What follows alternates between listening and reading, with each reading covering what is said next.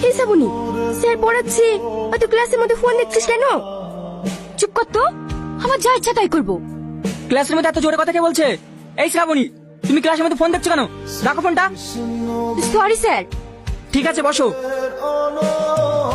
শ্রাবণী, তুমি এতটা নোংরা, একটা শিক্ষকের কথা অমান্য করছো।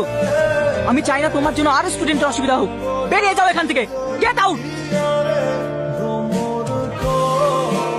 আমি তো এটাই চাইছিলাম যে আমাকে ক্লাস থেকে বার করে দে। তোর চাই পড়াশোনা যে কি করে আমার তো একদম ভালো লাগে না। দেখি রিয়াজকে একটু ফোন করি। হ্যালো রিয়াজ, কি করছো এখন? এই তো ডার্লিং, তোমার কথাই ভাবছিলাম। আর তুমি ফোন করলে? ও তাই। এই শোনো না, আজকে কলেজটা একটু তাড়াতাড়ি ছুটি দিয়ে দিয়েছে, তাই ভাবলাম তোমার সাথে একটু দেখা করবো। চলো না শোনা, আজকে আমরা কোনো একটা রেস্টুরেন্টে যাই। আচ্ছা যান, তুমি 5 মিনিট অপেক্ষা করো, আমি আসছি। ওকে শোনা, একটু তাড়াতাড়ি এসো।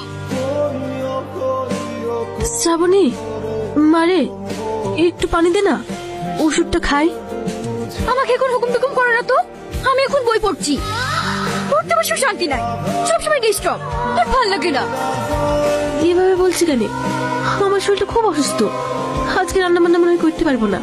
আর তোকে তো আবার না খেয়ে কলেজ যেতে হবে, তাই বলছিলাম তুই রান্নাটা বসিয়ে দে না মধু। ওসব রান্না ফান্না আমি করতে পারবো না, আমি এখন পড়াশোনা নিয়ে ব্যস্ত আছি। আমি কলেজ যাওয়ার সময় খেতে পেলেই হলো। চোরে আমার কা পড়ে যাইছে, মেয়েটা যদি কিছু না খেয়ে কলেজ যায় তাহলে আবার ও অসুস্থ হয়ে পড়বে। এদিকে আমার শরীরটা ভালো নেই, আমি যে কি করি। মেয়েটা আমার একটা কথা শোনে না, এত জেদি মেয়ে, ওকে না আমি আর পারিনি। আজ আর বেশি কিছু করতে পারছি না, শুধু আলোচনা আর 3 বাজে ভাত করি। নে মধু, খেয়ে নে। মা, তুমি আমার জন্য আলোচনা ডিম ভাজি দিয়ে ভাত নিয়ে এসেছো। তুমি জানো না আমি মাছ মাংস না হলে ভাত খেতে পারি না। মধু, আমি তো তোকে আগে বললাম আমি অসুস্থ, রান্না করতে পারবো না, তাও আমি কষ্ট করে রান্না করে নিছি, শুধু তুই না খেয়ে কলেজ যাবি বলি। তুমি সবসময় এমনই করো। তুই আজকে কষ্ট করে এগুলোতে খেলে মধু, জেদ করিস নি, লে মালে খেলে। ঠিক আছে ঠিক আছে, তুমি এখন যাও, আমি পরে ঠিক খেয়ে নেবো। তোরা যা, আমার মা ভীষণ অসুস্থ, মায়ের জন্য ওষুধ দিয়ে বাড়ি যাবো। স্যারকে বলে দিস। আচ্ছা ঠিক আছে। হ্যালো রিয়াজ, তুমি এখন কোথায় আছো? এই তো বাড়িতে।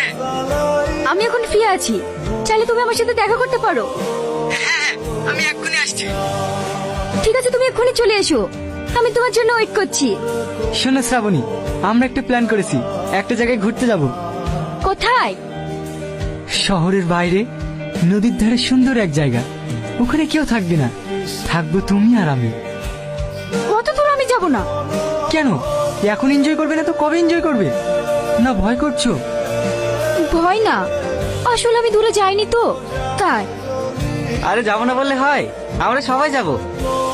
তুমি তো বলেছিলে যে কলেজে সবসময় ভালো লাগে না, বিরক্ত ফিল করো, তাই একটু দূরে ট্যুর করলাম, যাতে আমার ডার্লিং এর মনটা ভালো হয়ে যায়। কি বলে শাহিন? একদম ঠিক বলেছিস ভাই।